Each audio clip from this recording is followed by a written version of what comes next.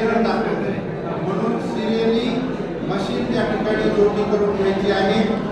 जोडणी केल्याच्या नंतर मशीन त्या ठिकाणी तुमची रेडी झालेली आहे, ऑन करायचं।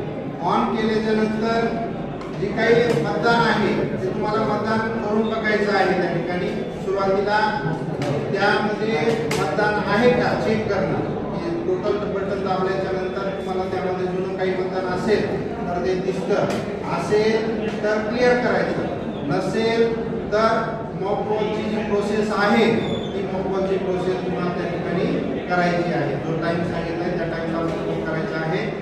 मतदान करतेवेळी मशीन चालू केल्याच्या नंतर तिन्हीकडे दाखवून टाइम बघायचा, टाइम व्यवस्थित आहे का।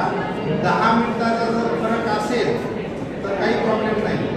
जर 10 मिनिटाच्या वरती तुमच्या घड्याळमध्ये आणि मशीनमध्ये जर फरक येत असेल तर त्या ठिकाणी तुम्ही जे काही PRO असतील त्यांनी जोडला फोन लावून ती मशीन चेंज करण्यासाठी विनंती करायची आहे। ठीक आहे, त्यानंतर डेट बघायची आहे, त्यावरती त्या मशीनमध्ये त्या दिवसाची डेट येत आहे का, टाइम येत आहे का, हे सर्व चेक केल्याच्या नंतर तुम्ही बॅलेट द्यायचा आहे आणि एक एक सिरियली मतदान करून बघायचं आहे। सिरियली मतदान करतेवेळी त्या ठिकाणी पहिल्या बॅलेटवरचे मतदान होतील, त्यानंतर दुसऱ्या बॅलेटवरचे मतदान होतील आणि नंतर तिसऱ्या बॅलेटवरचे जे काही मतदान असतील। म्हणजे या ठिकाणी पेपर वेगवेगळ्या कलरमध्ये आहे।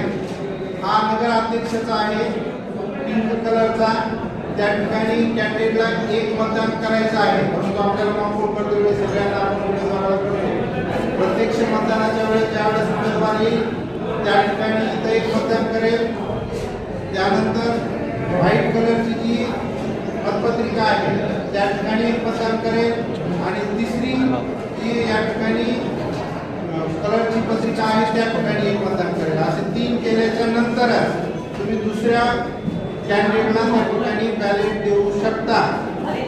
जर एखाद्या आलेल्या मतदान करणाऱ्या व्यक्तीनं या ठिकाणी मतदान केलं पहिल्या बॅलेटवरती आणि या ठिकाणी त्याला करायचं नाहीये, तो म्हणतो मला पुढचं मतदान करायचं नाही, मला फक्त नगर अध्यक्षालाच मतदान करायचंय, पुढचे मी मतदान करणार, किंवा 2 केले तिसऱ्यास त्याचा नकार आहे, तर अशा वेळेस जे काही PRO असतील इथले एजंट PRO आणि PO1 यांनी स्वतः कंपार्टमेंटमध्ये जायचं आहे आणि हे एंड नावाचं बटन जे आहे ते दाबायचं आहे आणि त्याच वेळेस पुढचं बॅलेट त्या ठिकाणी ऍक्टिव्ह होईल।